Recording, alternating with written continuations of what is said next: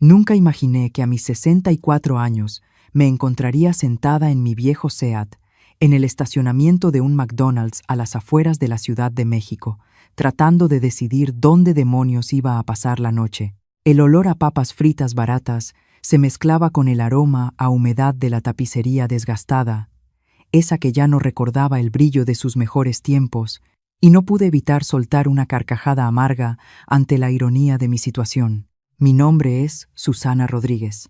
Hace apenas 3 meses, mi despacho ocupaba el piso 15 de un edificio emblemático sobre Paseo de la Reforma, desde donde la ciudad parecía estar a mis pies. Ahora me encontraba contando los 140 pesos que me quedaban en la cartera, preguntándome si me alcanzarían para un café y quizá una hamburguesa del menú económico que anunciaban en el letrero luminoso. El colapso fue tan rápido que todavía no logro procesarlo del todo. Pasé 35 años levantando Construcciones Rodríguez desde la nada, bloque por bloque, y todo se desvaneció en cuestión de semanas.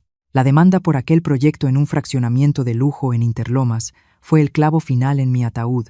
Cuando los cimientos cedieron debido a problemas del suelo que no pudimos prever, vinieron contra nosotras con toda la artillería legal de los poderosos. Mi aseguradora encontró un tecnicismo miserable para negar la cobertura, y de pronto me enfrentaba a una sentencia de 50 millones de pesos que no podía pagar ni en 3 vidas. Perdí la empresa primero, luego mi casa en Lomas de Chapultepec, el hogar donde había criado a mis hijos.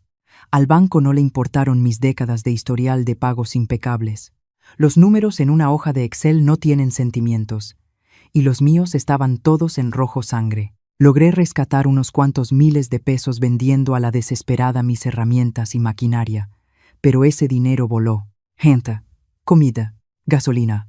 Las necesidades básicas que había dado por sentadas durante tanto tiempo se volvieron lujos inalcanzables. Así fue como terminé frente a la puerta de mi hijo Miguel un martes por la tarde, con una sola maleta y lo que me quedaba de orgullo maltrecho. Miguel vivía en una hermosa casa en una zona residencial a las afueras de la ciudad.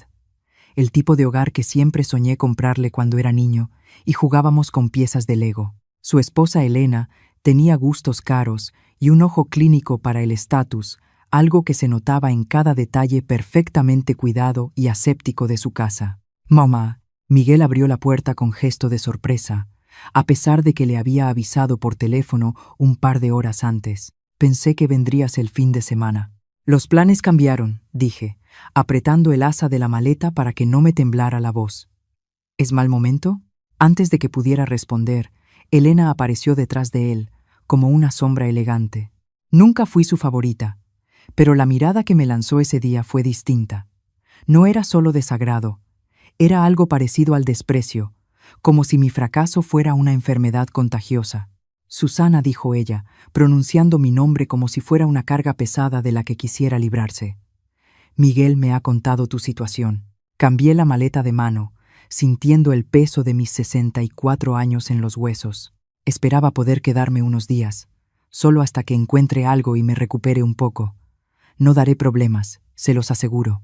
Elena se cruzó de brazos y noté que la postura de Miguel cambió de inmediato, encogiéndose. Siempre había sido un buen hijo, pero en algún punto del camino había aprendido a leer los estados de ánimo de su esposa como si fueran el pronóstico del clima en el noticiero. «El problema», continuó Elena, con ese tono meloso que usan algunas personas cuando van a dar una puñalada envuelta en falsa preocupación, «es que este fin de semana vienen los García a quedarse, y ya sabes lo pequeña que es la habitación de visitas». Miré a Miguel esperando que dijera algo, una defensa, un gesto de lealtad. Los dos sabíamos que los García vivían a 20 minutos de ahí, en Naucalpan, y que jamás se habían quedado a dormir en su casa. «Quizá haya algún hotel cerca», dijo Miguel al fin, bajando la vista al suelo para no mirarme a los ojos. «Algo temporal, hasta que aclares tus cosas y veas qué hacer». Ahí, de pie en su pórtico de mármol impecable, sentí que algo se rompía definitivamente dentro de mí, y no tenía nada que ver con el dinero ni con las casas perdidas. Ese era mi hijo, el niño al que enseñé a andar en bicicleta en Chapultepec, al que ayudé con la tarea hasta altas horas de la madrugada, al que animé en cada partido de fútbol bajo la lluvia, el hombre al que le pagué la carrera en una universidad privada de la Ciudad de México incluso cuando eso significó pedir préstamos personales que me quitaron el sueño durante años. Entiendo, dije en voz baja, con un nudo en la garganta. La expresión de Elena se suavizó lo justo para fingir compasión. No es que no queramos ayudar, Susana. Es que es un momento difícil para todos.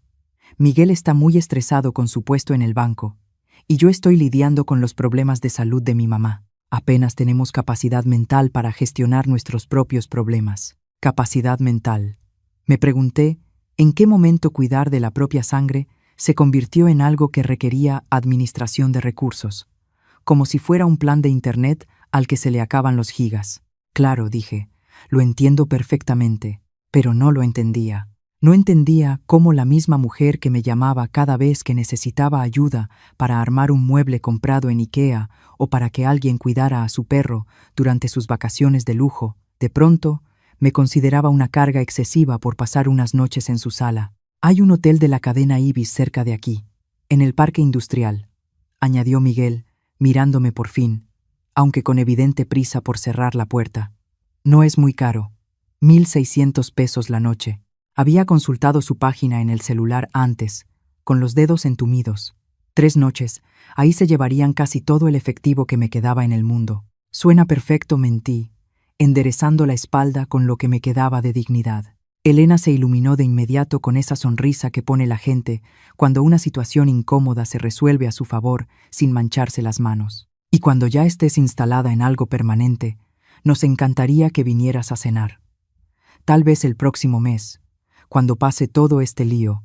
El próximo mes, pensé, cuando la inconveniencia de mi presencia se limitara a un par de horas de cortesía y una comida casera para tranquilizar sus conciencias. Me despedí de Miguel con un abrazo breve, casi aséptico. Por un segundo sentí que me sujetaba con más fuerza de lo habitual, un apretón que me hizo albergar una última y desesperada esperanza. Pensé que tal vez iba a dar un paso atrás, a invitarme a pasar, a decirle a Elena con firmeza que su madre necesitaba ayuda y que no había nada más que hablar. En lugar de eso, rompió el contacto, me dio unas palmaditas torpes en la espalda y sentenció: «Cuídate mucho, mamá». Mientras caminaba hacia mi viejo Seat, el sonido de la puerta principal, cerrándose con un suave clic, me resultó definitivo, como el cierre de una caja fuerte. Me quedé sentada al volante unos minutos, observando la casa a través del parabrisas.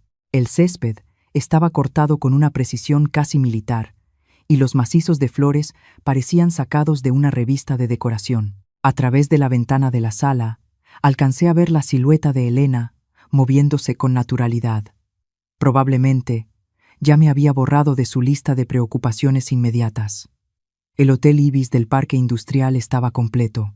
También el Holiday y un par de hostales de carretera de dudosa reputación que probé después. Al parecer se celebraba un congreso internacional en la Ciudad de México y no quedaba una sola cama libre en kilómetros a la redonda. A las 8 de la noche ya me había estacionado en un rincón oscuro, detrás de una cafetería abierta las 24 horas, intentando descifrar cómo dormir en el coche sin despertar sospechas de la policía, ni parecer una indigente.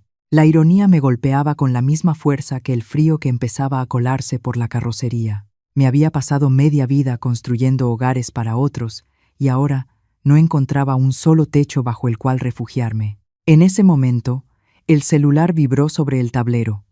Era un número desconocido. Tras el día que llevaba, mi instinto me pedía ignorarlo y dejar que entrara al buzón de voz. Pero la desesperación tiene esa forma curiosa de obligarte a contestar llamadas que en otras circunstancias jamás atenderías. Susana Rodríguez. La voz del otro lado era formal, aséptica, con un ligero acento que no supe ubicar de inmediato. «Dígame», respondí, intentando sonar más entera de lo que estaba. «Mi nombre es Eduardo Sanz. Llamo en nombre de mi empleador, el señor Javier Moreno. Le agradecería mucho una reunión con usted mañana por la mañana, si su agenda lo permite». Me removí en el asiento, buscando una postura que no me castigara la espalda contra la tapicería gastada. «Disculpe, ¿quién dice que llama?», pregunté, desconcertada. «Javier Moreno», repitió Eduardo con paciencia profesional. «Ha solicitado una reunión con usted mañana a las 10 de la mañana. Es un asunto de suma urgencia». El nombre no me decía absolutamente nada. En 35 años en el sector de la construcción conoces a cientos de personas, pero Javier Moreno no aparecía en ninguno de mis archivos mentales. Creo que se equivoca de persona, dije con un suspiro. No conozco a nadie con ese nombre. Hubo un breve silencio, seguido por el leve roce de unos papeles. Susana Rodríguez, nacida el día 15 del mes de marzo del año 1962, anteriormente propietaria de Construcciones Rodríguez, leyó la voz con una precisión quirúrgica. Se me encogió el estómago. ¿Cómo sabe lo de mi empresa?, pregunté, con un escalofrío repentino. El señor Moreno ha sido muy específico. Su salud es delicada y el tiempo es un recurso que ya no le sobra. Miré el estacionamiento casi vacío y las luces de neón de la cafetería. Unas horas antes, mi propio hijo me había dado la espalda. Ahora, una desconocida me buscaba como si yo fuera una pieza clave en su tablero. ¿Qué es exactamente lo que quiere de mí?, pregunté. No puedo discutir los pormenores por teléfono, pero puedo asegurarle que el señor Moreno compensará generosamente su tiempo. ¿Le parecerían adecuados 10,000 pesos por una reunión de 1 hora? La cifra me golpeó de lleno. Era más dinero del que había visto junto en semanas. Pensé en los 140 pesos que llevaba en la cartera, en la humillación de dormir en el coche y en la suficiencia de Elena sugiriendo un hotel barato. ¿Dónde tengo que ir?, pregunté al fin. A la finca Moreno. Le envío la ubicación ahora mismo. Contamos con usted a las 10. Ahí estaré, respondí. Tras colgar, me quedé mirando la pantalla del celular en el silencio del coche. Todo aquello era surrealista. Los millonarios no suelen llamar a contratistas arruinadas para ofrecerles dinero solo por conversar. Pero, pensándolo bien, hacía una semana tampoco habría creído que mi dormitorio sería un Seat viejo. La ubicación llegó poco después. Una dirección en Las Lomas. Una zona donde las casas no bajan de los 40 millones de pesos. Intenté dormir, pero los asientos no estaban hechos para el cuerpo de una mujer de mi edad. Cada vez que el sueño empezaba a vencerme, el haz de luz de algún coche entrando al estacionamiento barría el parabrisas y me despertaba de golpe. Pasé la noche en vela, mirando el techo del auto y dándole vueltas a la misma pregunta.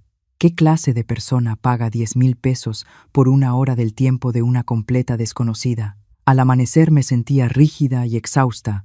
Me aseé como pude en el pequeño baño de la cafetería, tratando de domar mis canas con los dedos y despejarme el rostro con agua fría.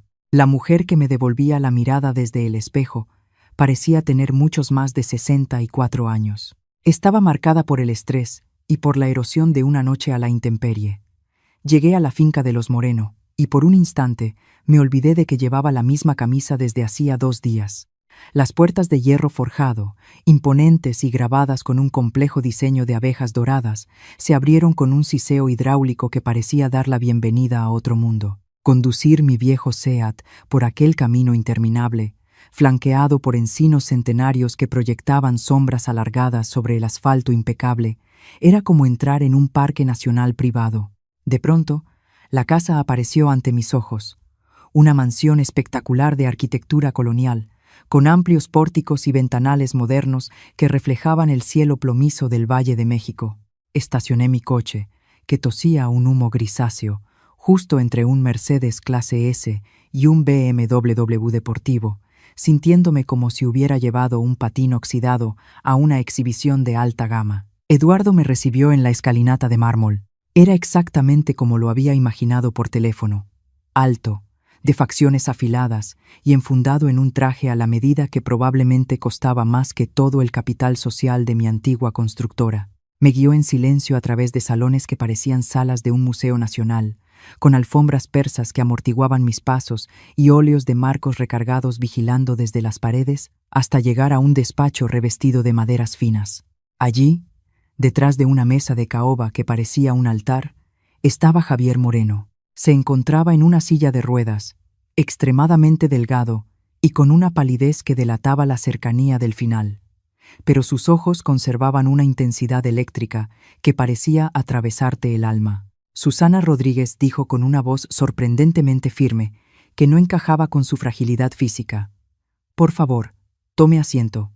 No se quede ahí parada». Me senté con cuidado, sintiendo cómo mis botas de trabajo, gastadas por 1000 obras, parecían un insulto sobre su alfombra de seda natural. Tras un momento de silencio tenso, Moreno se inclinó hacia adelante y lanzó una pregunta que me heló la sangre en las venas. Susana, ¿recuerda una noche de tormenta, hace ahora 8 años? Fue un 23 de octubre, en una carretera federal cerca de Toluca.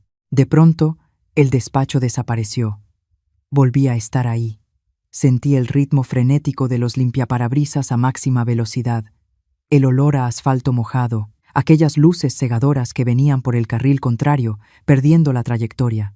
¿Cómo sabe eso?, susurré, con un escalofrío recorriéndome el cuerpo. Porque yo iba en el otro coche, respondió él, con una media sonrisa triste. Me explicó que aquella noche había perdido el control de su BMW por el acuaplaneo y se dirigía de frente hacia mí. Yo podría haberme quedado en mi carril.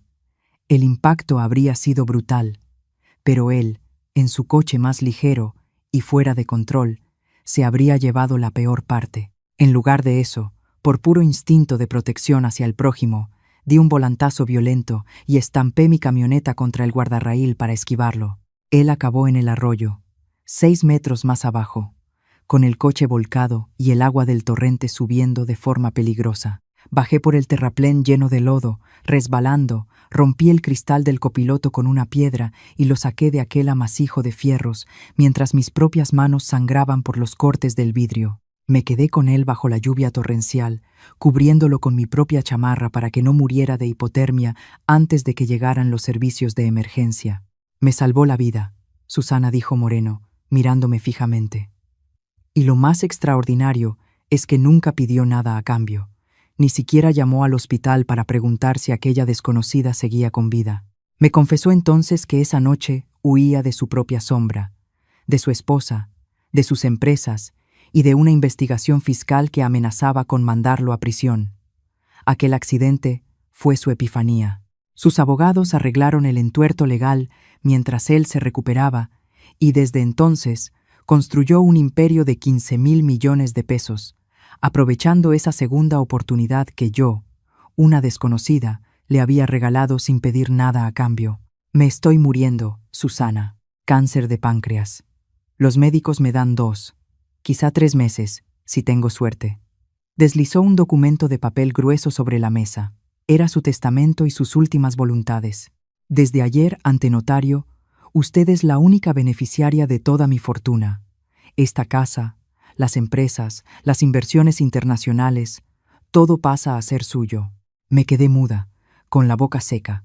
Intenté protestar, balbucear algo sobre su familia, pero Moreno levantó una mano, tajante. Me contó que su hijo Ricardo solo esperaba el acta de defunción para cubrir sus deudas de juego en Londres, y que su hija Lucía solo se comunicaba con él a través de abogados para exigir transferencias. Usted se quedó conmigo en el lodo cuando yo no era nadie. Me trató como si mi vida tuviera un valor infinito cuando solo era una borracha desconocida que casi la mata, dijo con una firmeza inamovible. No tiene elección, Susana. Los papeles están firmados y sellados. Entonces su rostro se volvió sombrío, casi fúnebre. Sacó una carpeta con mi nombre etiquetado en el lomo. He estado pendiente de usted todos estos años, amiga mía. Sé de la quiebra de su empresa. Sé que perdió su casa en Lomas de Chapultepec y sé perfectamente lo que ocurrió ayer por la tarde en casa de su hijo Miguel. Sacó unas fotografías mías, cabizbaja frente a la puerta de Miguel y un grabador digital de última generación. El dinero permite acceder a tecnología muy discreta. Mi investigador privado grabó la escena completa, dijo Moreno, mientras presionaba el botón de play. En el silencio del despacho resonó la voz de Elena, hablando con desprecio de mi supuesta falta de capacidad mental y la de mi propio hijo sugiriendo con frialdad un hostal de zona industrial. Pero lo peor vino después. Escuché cómo se reían tras cerrar la puerta, comentando aliviados lo fácil que había sido quitarse a la vieja de encima sin que insistiera demasiado. «Hay más, Susana», continuó Moreno con voz helada. «Su hijo debe más de 800,000 pesos en tarjetas de crédito. Su esposa tiene una adicción patológica a las compras, y están a apenas 3 meses de que el banco les ejecute la hipoteca de esa casa. Todo ese estilo de vida que le restregaron ayer es una mentira absoluta, construida sobre un castillo de naipes hecho de deudas. Sentí como si me hubieran dado un golpe seco en el estómago. En esas grabaciones, mi hijo me llamaba poco práctica y adulta incompleta, mientras Elena sentenciaba que su única prioridad era su futuro, no una madre que no supo gestionar su jubilación. Cuando yo muera y todo esto se haga público, advirtió Moreno, con una mirada cargada de advertencia, volverán a usted arrastrándose, llorarán, le pedirán perdón y le dirán cuánto la quieren y cuánto la han extrañado. Solo quiero que sepa muy bien con quién está tratando antes de que tome cualquier decisión sobre su herencia. Javier Moreno falleció un martes por la mañana, exactamente 5 días después de nuestro encuentro en Las Lomas. Recibí la llamada de Eduardo mientras desayunaba un café con leche y un bolillo en la misma cafetería donde había pasado mis últimas noches en vela. El funeral fue un acto estrictamente privado, limitado a la familia directa, así que no fui invitada. Me pareció lo más acertado. Yo ya me había despedido de aquel hombre a mi manera, en la penumbra de su despacho, entre confesiones de vida y muerte. La lectura del testamento se fijó para el viernes siguiente en un prestigioso despacho de abogados de Paseo de la Reforma, en pleno corazón de la Ciudad de México. Llegué 15 minutos antes, vestida con el único traje decente que me quedaba, uno de hacía 5 años que, por el estrés de los últimos meses, ya no me ajustaba bien y me colgaba de los hombros. La sala de juntas era imponente, una mesa de cristal blindado, paredes revestidas de terciopelo, y unas vistas al Ángel de la Independencia, que probablemente costaban más por metro cuadrado que muchos de los departamentos que construí a lo largo de mi carrera. No estaba sola. Los hijos de Javier, Ricardo y Lucía, ya estaban ahí. Ricardo me recorrió de arriba a abajo con un desprecio apenas disimulado, luciendo un reloj que gritaba opulencia. Lucía revisaba su celular de última generación con absoluto aburrimiento, como si aquel trámite fuera una pérdida de tiempo. Ninguno de los dos se dignó a reconocer mi presencia. Para ellos, yo era poco más que una extra en la película de su fortuna. El notario, el licenciado Petón, entró en la sala con una parsimonia estudiada y abrió las carpetas con una frialdad profesional que cortaba el aire. Estamos aquí para la lectura del testamento y últimas voluntades de Javier Manuel Moreno, comenzó, ajustándose los lentes. Deben saber que el señor Moreno realizó cambios significativos en su planeación hereditaria apenas 2 semanas antes de su fallecimiento. ¿Qué tan significativos?, interrumpió Ricardo, tamborileando los dedos sobre la mesa con impaciencia. El notario lo miró por encima de los lentes y continuó con voz pausada que resonó en toda la sala. A mi hijo Ricardo, que ha pasado los últimos 5 años revisando informes médicos con la esperanza de mi muerte para pagar sus deudas de juego en los casinos de Londres, lego la cantidad de 2 millones de pesos que debería ser suficiente para cubrir un programa de rehabilitación de lujo.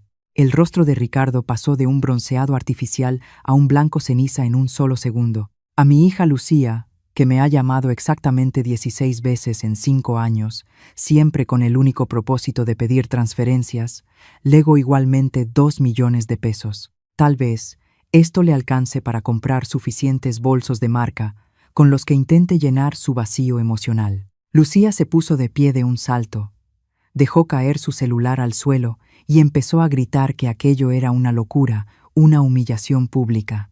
Entonces, ¿quién se queda con todo?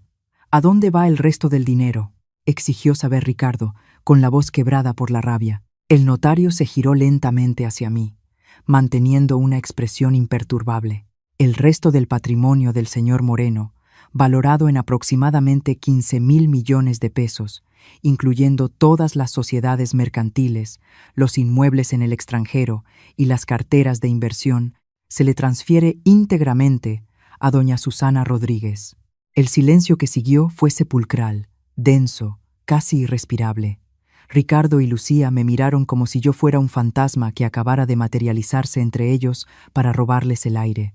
¿Quién demonios es esta tal Susana Rodríguez?, preguntó Lucía al fin, con un hilo de voz cargado de veneno. El testamento especifica, respondió el notario, que la señora Rodríguez es la única persona que mostró una bondad genuina hacia su padre, arriesgando su propia integridad, sin esperar absolutamente nada a cambio. En el momento más oscuro de la vida del testador, Ricardo estalló, golpeando la mesa y acusándome de ser una estafadora y una manipuladora de ancianos. Intenté explicarles, con la calma de quien ya no tiene nada que perder, que salvé a su padre de morir ahogado en un arroyo de la Sierra del Estado de México hacía 8 años y que no volví a saber nada de él hasta la semana pasada, pero fue inútil. No escuchaban. La rabia, la envidia y la incredulidad los consumían por dentro. Al salir del despacho, todavía aturdida por la magnitud de las cifras, mi teléfono vibró en el bolsillo. Era Miguel, mi hijo. Mamá, oye, acabo de enterarme de algo increíble. ¿Es verdad lo de la herencia de Moreno? Su voz tenía un tono de cálculo y una urgencia que jamás le había escuchado. Es verdad, respondí secamente, mientras caminaba hacia el estacionamiento. Escucha, mamá. Elena y yo nos sentimos fatal por lo del otro día, dijo rápido, casi sin respirar. Estábamos bajo mucha presión, muy estresados, y dijimos cosas horribles que no sentíamos de verdad. Nos encantaría que vinieras a cenar mañana a casa para celebrar tu nueva situación. Bueno, para pedirte perdón de corazón. Me detuve frente a mi viejo coche y miré el edificio de cristal del bufete. Hacía menos de una semana me habían cerrado la puerta en la cara, diciendo que no tenían capacidad mental para ayudarme cuando estaba en la calle. Ahora, de pronto, tenían todo el tiempo del mundo para su madre. Es un detalle muy generoso de su parte, respondí, con una calma helada. Déjenme pensarlo. Mañana les digo algo. Esa noche, en la soledad de mi habitación de hotel, esta vez una suite, pagada por la administración del legado, abrí el sobre sellado que Javier me había entregado en mano. Contenía fotografías de seguimientos, registros bancarios de Miguel y la transcripción de una conversación interceptada entre mi hijo y su esposa, de apenas 3 días antes. Si de verdad hereda todo ese dinero, tenemos que asegurarnos de volver a quedar bien con ella a toda costa, decía la voz de Elena en la grabación, con una frialdad aterradora. Necesitamos inventar una historia que justifique cómo la tratamos sin quedar como unos monstruos. Diremos que fue amor duro, que queríamos que recuperara su independencia porque sabemos lo orgullosa que es. Escuché la risa hueca y cómplice de mi hijo en la cinta. Sentí algo frío y pesado asentarse en mi pecho, una determinación que jamás había sentido. Al día siguiente iría a esa cena, sí, pero no para celebrar una reconciliación, sino para poner fin a una mentira. Llegué a la casa de Miguel un sábado por la tarde, justo cuando el sol empezaba a caer sobre el perfil de los cerros. Esta vez no estacioné mi viejo Seat en la calle.